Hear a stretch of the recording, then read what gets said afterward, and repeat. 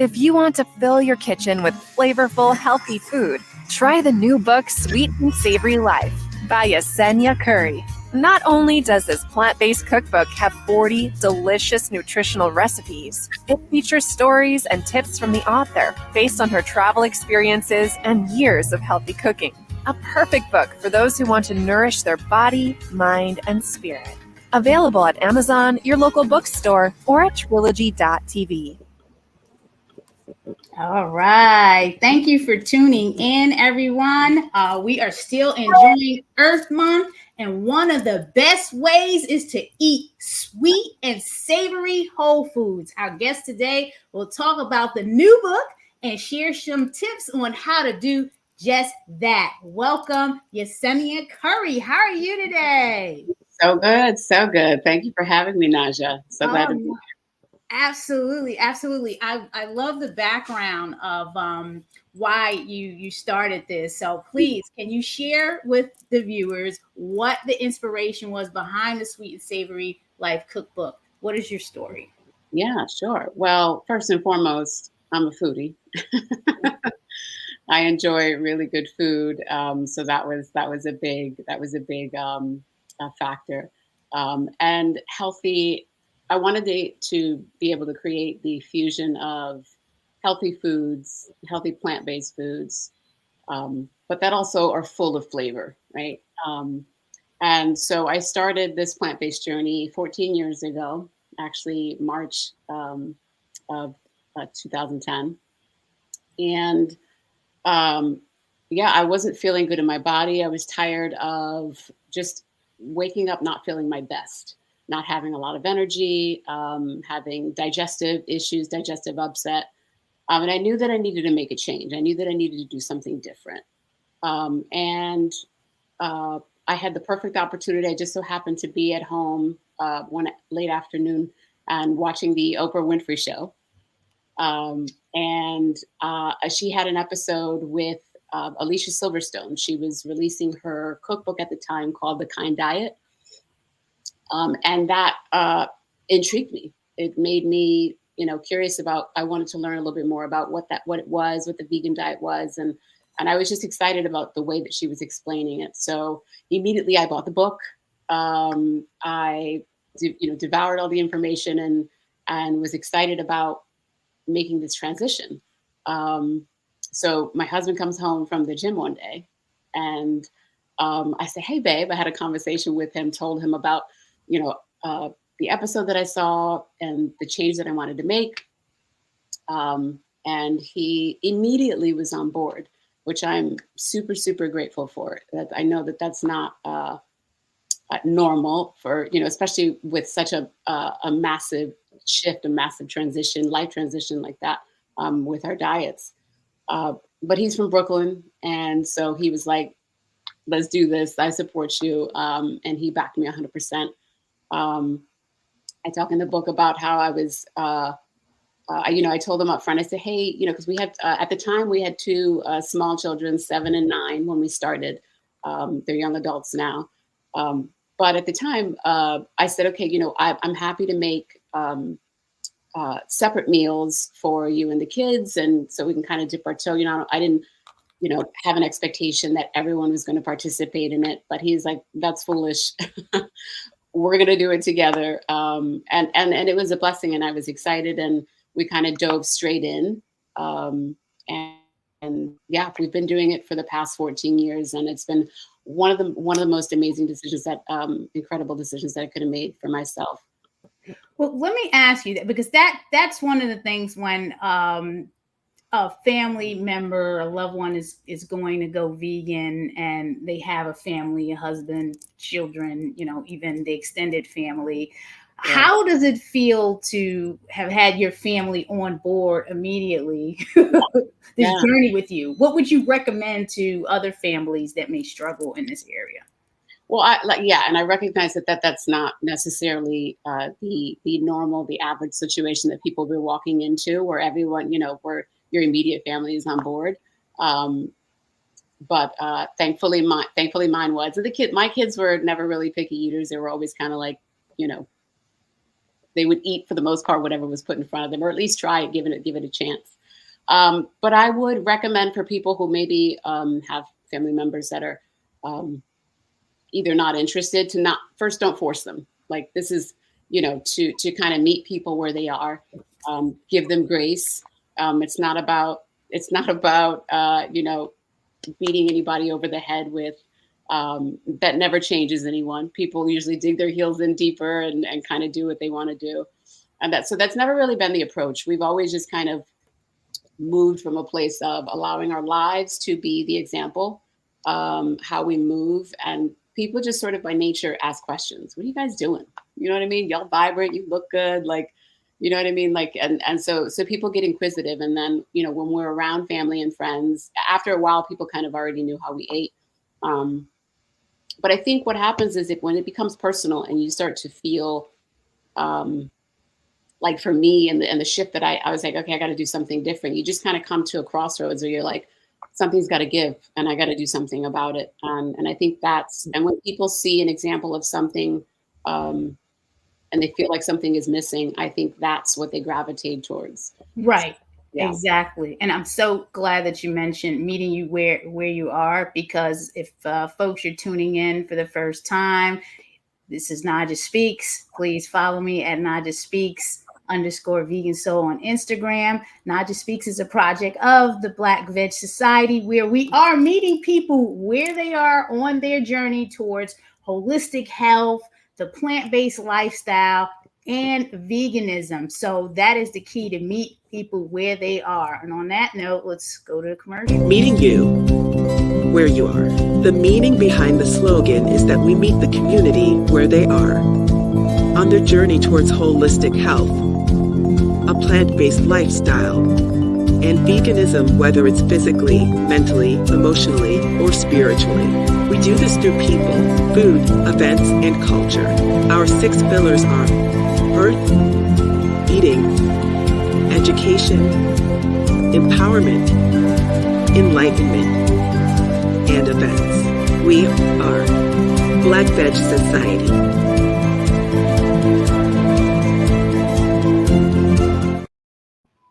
We are speaking with Yecenia Currie. New book out, Sweet and Savory Life. Yeah. What type of reader are you targeting with this particular cookbook, Yecenia? How does it differ from other cookbooks? Yes. Well, first and foremost, I'm a foodie. So this book is for my foodies. It's for people that enjoy good food, that really relish colors, the flavors, the textures of their meals. Secondly, it's for people who are looking to incorporate plant-centric meals, plant-focused meals into their lives, healthier meals into their lives, that want to make a shift, incorporate simpler recipes, things that aren't complicated to put together in the kitchen, and a combination of nutrition and flavor, right? So a lot of times we hear healthy and we hear health foods, and there's a negative connotation with it because we think that it's not supposed to taste good, or we think it won't taste good. But that was important for me to have the collaboration of the two of those. And then for people who are stuck in a rut, who need, some zhuzhing up, so need some inspiration in the kitchen and want to be inspired. This is for everyone looking to be inspired to make good food magic in the kitchen.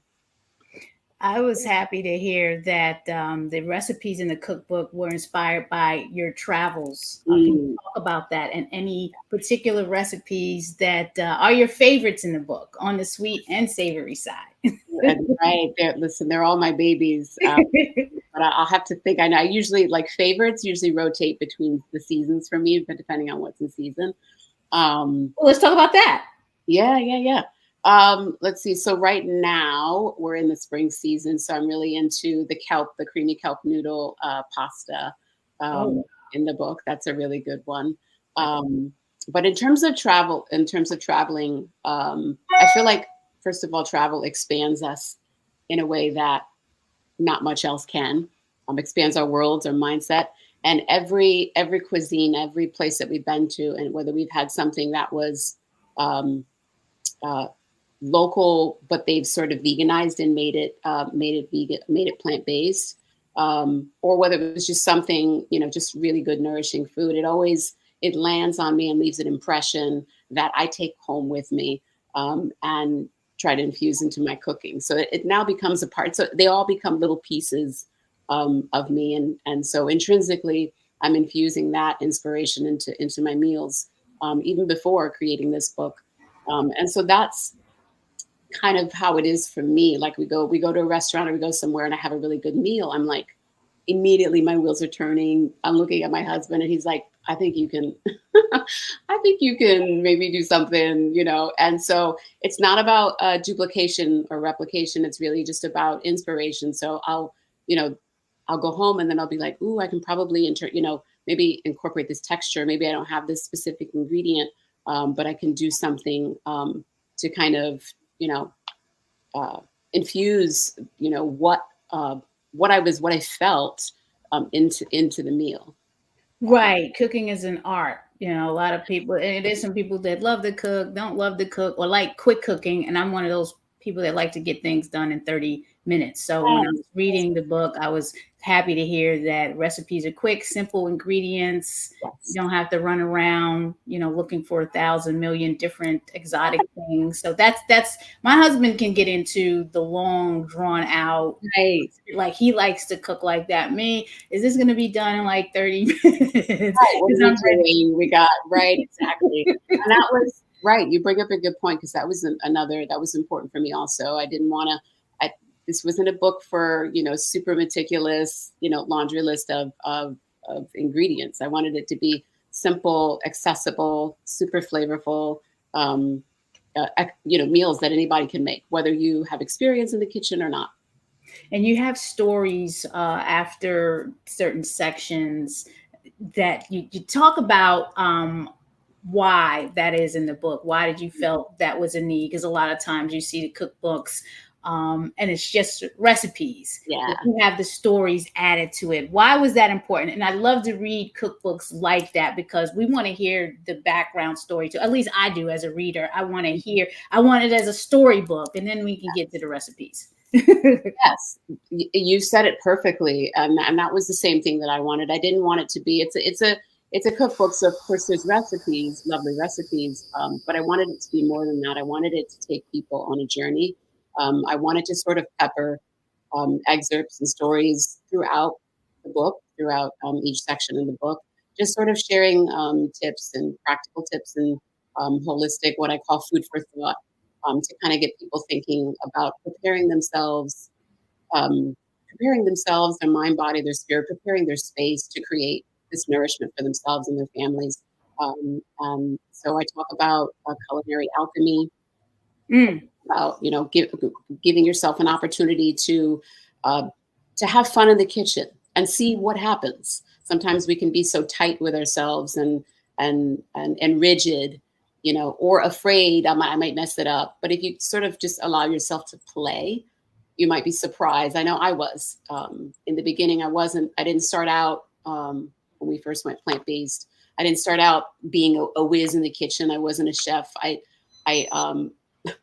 I wanted quick meals, relatively healthy, because I had small school-age children at the time. So that was important. But yeah, it's so that culinary alchemy is allowing yourself to have fun in the kitchen.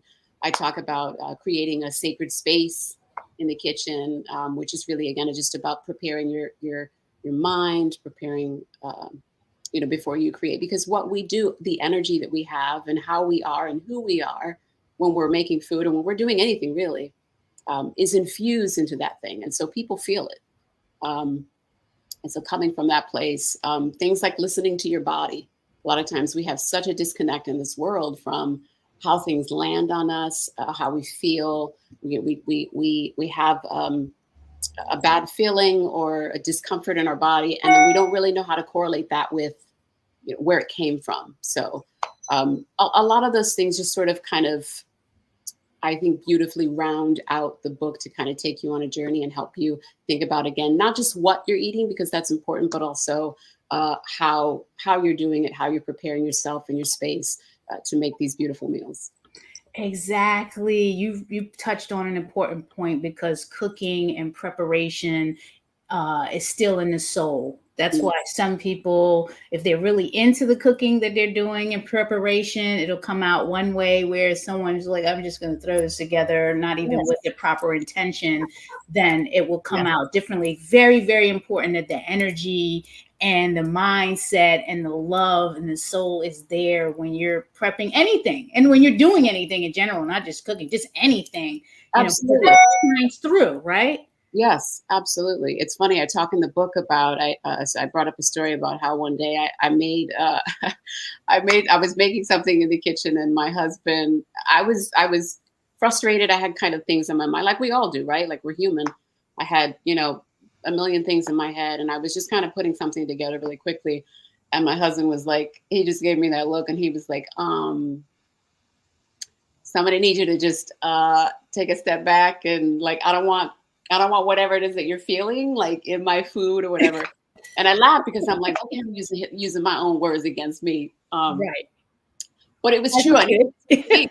So I just kind of paused and looked at him, and I'm like, all right, you're right. So I took a beat. I took a breath. I took a beat, and I'm like, I'm out here just kind of, slamming cabinets and potentially oversalting the food. Like, Now when you're that, on autopilot, you sometimes you're just, you know what I mean, you're reaching for whatever, it happens. right, And so right. I was like, yeah, let me collect myself, let me get myself together. I took a beat and resumed with a little bit more peace and love. But it really does make it all the difference. What are your breakfast, lunch, and dinner favorites, Mm. whether in the Um, book or outside the book? well, I'll start within the book. The tofu scramble is Mm, favorite savory. If you look at the picture in there, I was just talking with someone about the book who said that they had never, because that they're not vegan, and they'd never thought about tofu. They never thought it could be interesting. They'd never cooked with it, but they saw the picture of the tofu breakfast scramble in my book and was like, that looks really good. I want to make that. And I'm like, listen, it's not me trying to, replicate eggs. It's not me trying to, whether you're into tofu or into eggs, I think it's just a beautiful um, savory dish to have in the morning for yes, breakfast. Some avocado, some fresh yes, greens, some yes, toast. yes. It's fantastic. It's got the onions and peppers and all the layers of flavors in there that That um, is definitely my it's favorite a too, really good favorite for breakfast. and my daughter's favorite. Yeah. Plus with the avocado. So I don't know if that's a Latino thing. I don't know. I've always had an affinity for avocados. There's never too much. So agreed. Um, Right. and for, let me see, lunch, I'd say a really good quick one is either the black bean stew or the creamy chickpea, the chickpea cauliflower medley is a really bursting with Ooh. flavors. There's lots of layers of flavors. If you kind of skim the ingredient list, I like to get creative. So there's like coconut and ginger and all kinds of layers of loveliness. That's the one. That's the one right there. Yes. That speak to you when you saw it, you're like, oh, this right. Yes. Yes. Dinner. And dinner would be. I love a good pasta. I mentioned it before. The creamy kelp noodle pasta is a really good one, and it's light. I like that one because for anybody who's maybe gluten free or not, just wants to kind of do something a little bit different than the traditional pasta. It's kelp noodles, and so it's really light. And again, the flavors. I'm really about kind of layering textures and flavors. So Yes. it's. So it's an experience with your meal. So that's definitely one of the favorites of the pasta lineups for sure. And then I'm gonna add two more in there: snack and dessert. Yes, they're so good. Okay, I'm gonna go. I have a sweet tooth, so I have a lot of snacky favorites. Let me go with the savory first. The loaded nachos. That's my daughter's favorite. She loves I love nachos. She's a fan of loaded nachos. So. Yes. And listen, again, it's really all about the layers. So it's the creaminess of the cheese sauce, the black beans, the fresh pico de gallo, salsa fresca, the guacamole. And again, it doesn't take long to put together. And it's traditionally been sort of posed as one of those not healthy for you type of meals. But this is my healthier, much healthier take on it. The cheese sauce is made with a cashew base. And it's just really a good, fun meal to have on the weekend or Super Bowl or, and one of my favorite savory snacky items in the book. The sweet ones, I'm gonna give a few. So I'm gonna start with the chocolate truffle balls. Okay, yes, I saw that. I love, and it's funny because anytime that we travel, I'm always looking to be kind of surprised and find like a sweet dessert in the chocolate family or like truffle family. And we've stumbled upon, thankfully, so many really adorable, like hole in the wall, family owned spots that have just made amazingness. And so I wanted to incorporate, one of them was in Tel Aviv. Last year we went and we kind of frequented that spot because I was like, okay, these are really, really good. And so I had the inspiration of wanting to put something in there it's a chocolate brownie truffle. And so it's kind of a beautiful fusion of the two. It's chocolate coated. You see the picture looks like art in the book. Yes. So that's definitely something that you want to try. And I have a recipe for arroz con dulce in there, which is a traditional Puerto Rican coconut pudding dish that is traditionally made during the holidays, during the Christmas time, but you can have any time of the year. It doesn't have to be the holidays for you to enjoy it. I mean, there's so many really good ones in there. That's the chocolate truffle balls right there. There you go, chocolate truffle balls. Yeah. Yeah. So we're looking at Yecenia's Instagram right now at Sweet and Savory Life. Yes. So you have pictures of the food there and the book. Looking good, and the travels, which is so cool. Like, you know what?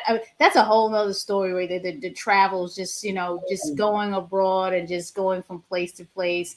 That's definitely on my bucket list. You both look like you're having an amazing time, all smiles. So that's awesome. Yeah. So where do we said, I think Amazon is where you find the book.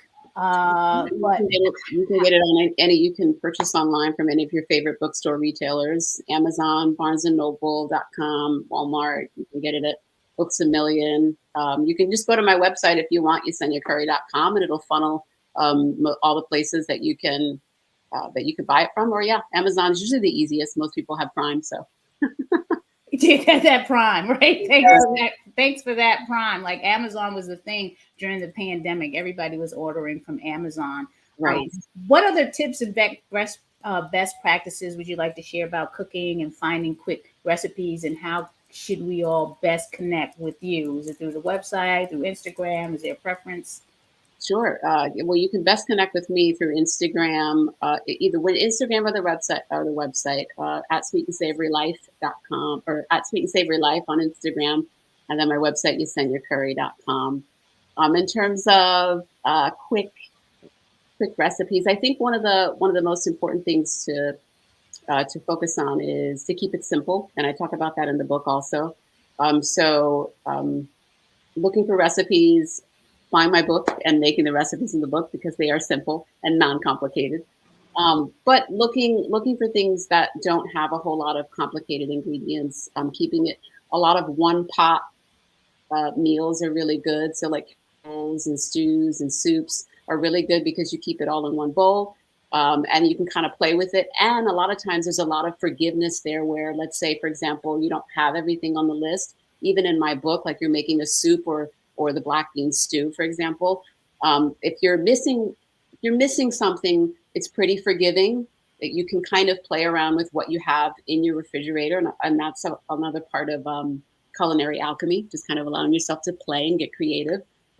So yeah, those are all really good tips to kind of get things together fairly quickly, but also while being health conscious and making a nourishing meal for you and your family. Yesenia, it was a pleasure. Folks, I have the book. I have it in my car because every time I take a break, I'm reading something. I'm going to do some demos from some of the recipes that are in the book. I have my cookbooks that I'm picking and choosing. Okay, what am I going to do a demo on? So I'm working on that, trying to figure that game plan out.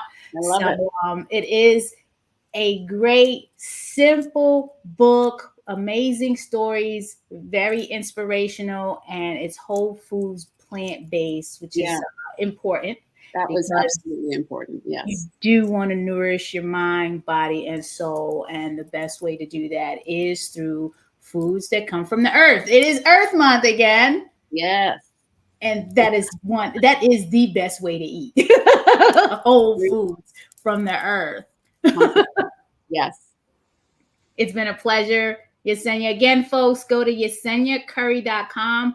Follow Yesenia on Instagram at Sweet and Savory Life. And let us know how the book has inspired you.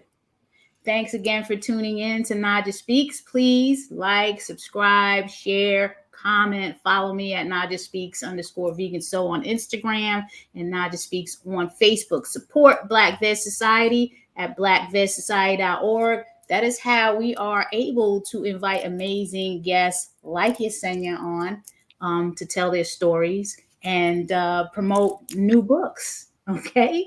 Enjoy.